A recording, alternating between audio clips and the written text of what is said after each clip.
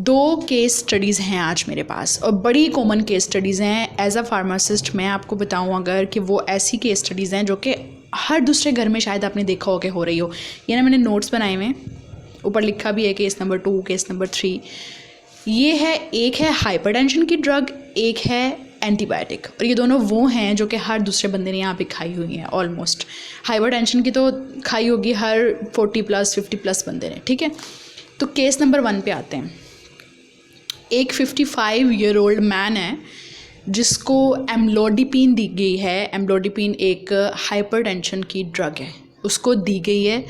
2 दिन उसने ली है वो ड्रग, उसने वो डोजेज उसकी ली हैं। एंड देन वो तीसरे दिन नोट करता है कि उसके जो एंकल्स हैं, यानी कि जो उसकी जॉइंट्स हैं, उसके जो एंकल्स हैं, उसकी जिसे कहते हैं टखना, उसके अंदर सूजन है, उसे सूजन फील होती है और उसको अनयूजुअल डिजीनेस होती है। यानी कि जैसे कहते हैं ना एकदम ऐसे नूदगी बैठे बैठे कहीं पे भी और चक्कर आ जाना, डिजीनेस उसको अनयूजुअल हो रही है। ऐसा नहीं है कि वो थक गया है और वो बहुत ज़्यादा सुबह से काम कर करके वो थक गया और अचानक से सो गया, नहीं, ऐसा नहीं, अनयूजुअल हो रही है। अब देन वो जाता है फार्मासिस्ट के पास और वो जाके पूछता है कि ऐसा क्यों हो रहा है, पहले मेरे साथ ऐसा नहीं था और ये जो मुझे स्वेलिंग हुई है एंकल्स में, टखनों के अंदर, वो क्यों है।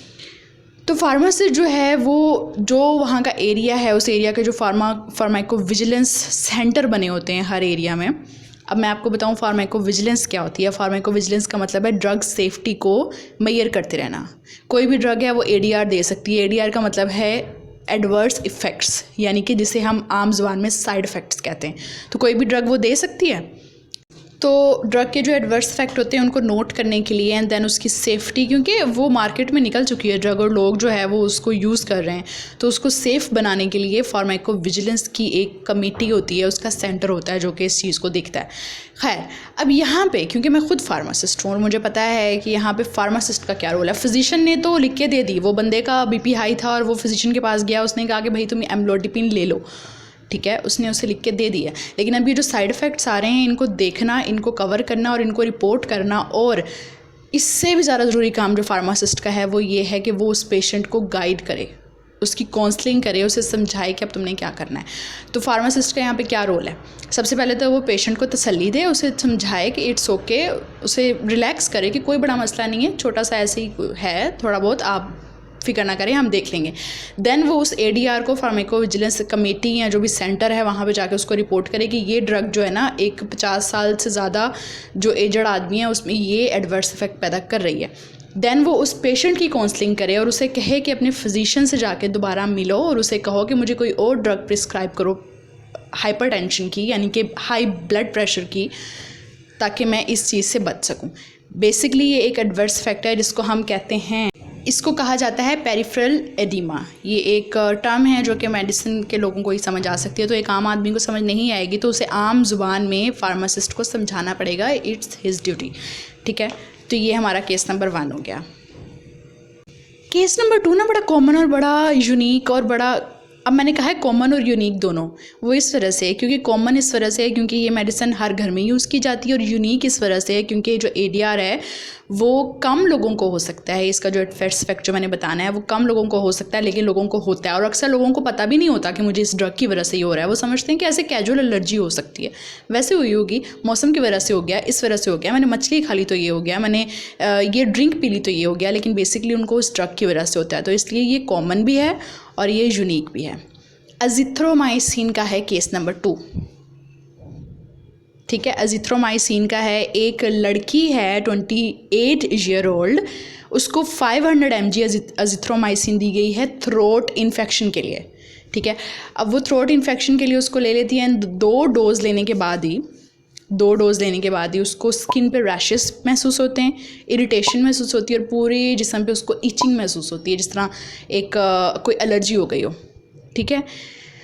और वो अक्लमंद होने का सबूत देते हुए फार्मासिस्ट से रुजू करती है कि ये क्यों हो रहा है और इसकी क्या वजह है और मैं इसको कैसे ठीक करूं।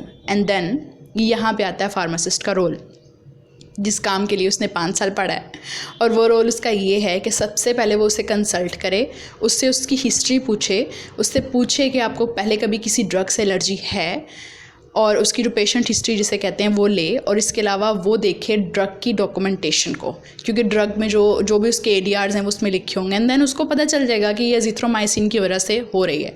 और उसका दूसरा काम वही है कि वो फार्माकोविजिलेंस सेंटर को जाके रिपोर्ट करे, ठीक है। एंड देन वो उसको फिजिशियन के पास दोबारा से रिकमेंड करे कि इसको कोई और एंटीबायोटिक रिकमेंड की जाए, क्योंकि एजिथ्रो जो है, एजिथ्रोमाइसिन, ये बहुत कॉमन है। बहुत सारे ब्रांड्स हैं, एजोमैक्स के नाम से भी है, इसके अलावा और भी हैं इसके एजिथ्रोमाइसिन के काफ़ी ब्रांड्स हैं पाकिस्तान में। तो 500 mg की उसने ली है, एंड देन वो ये ADR का शिकार हो गई है। So these were 2 cases I studied on internet, very common in Pakistan, very common in India. ये जो हमारे मुल्क हैं जहाँ पे बहुत इजीली अवेलेबल होती हैं मेडिसिन, और जहाँ पे पेशेंट हिस्ट्री को नहीं देखा जाता बेसिकली, क्योंकि देखना चाहिए कि पेशेंट को पहले किसी मेडिसिन से एलर्जी तो नहीं है, और अगर उसे थी तो क्या ये वही सेम मेडिसिन तो नहीं है जो हम उसे दे रहे हैं, ठीक है, या इसका जो मैकेनिज्म ऑफ एक्शन है ये भी सेम ही तो नहीं है, कहीं उसकी एलर्जी को ट्रिगर तो नहीं करेगी। तो ये चीज़ हमें देखनी होती है एज अ फार्मासिस्ट। तो आपको फार्मासिस्ट और फिजिशियन से भी पहले अपना ख्याल खुद रखना होता है। अपनी आंखें खुली रखें, आपके जिस्म में होने वाली कोई भी तब्दीली है तो आपको पता होना चाहिए कि वो क्यों हो रही है। मैंने कोई मेडिसिन ली थी, कल ली थी, और आज मुझे कोई मसला हो रहा है, कोई एलर्जी हो रही है, कोई डिजीनेस हो रही है, कहीं पे स्वेलिंग हो गई है, बहुत ज़्यादा वॉमिटिंग हो रही है, कोई भी इशू हो रहा है, डायरिया हो गया है, तो आपको पता होना चाहिए कि ये किस वजह से हुआ है। उसको मौसम के ऊपर या अपनी डाइट के ऊपर डाल के आपको निगलेक्ट नहीं करना चाहिए। मिलते हैं किसी और केस स्टडी के साथ।